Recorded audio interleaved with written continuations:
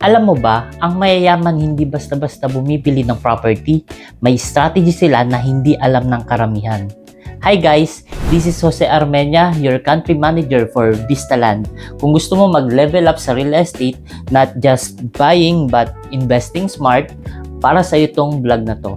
Segment 1, cash flow versus emotional buying. Karamihan sa atin, bumibili ng bahay dahil gusto natin, pero ang investors, bumibili dahil kikita sila. Simple lang ang tanong nila, magkano ang kita ko dito bawat buwan?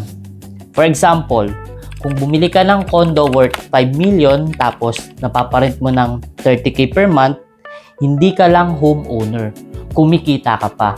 Segment 2, leverage, gamit ang utang. Ito medyo advanced, pero simple lang. Ginagamit ng mayayaman ang utang para kumita. Instead na full cash, nagbabank financing sila, yung pera nila ginagamit pa sa ibang investment. Result, isang property nagiging dalawa hanggang dumami. Segment 3, location strategy. Hindi porket maganda ang lugar, magandang investment na agad. Mas importante, malapit sa future developments, may upcoming projects or infrastructure near business areas. Dito, tumataas ang value even before pa ma-turnover. Segment 4, exit strategy.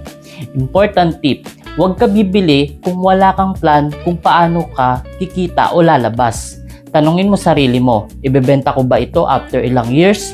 Pauupahan ko ba? Or gagawin kong Airbnb?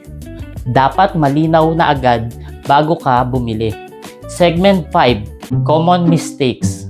Ito yung madalas na mali.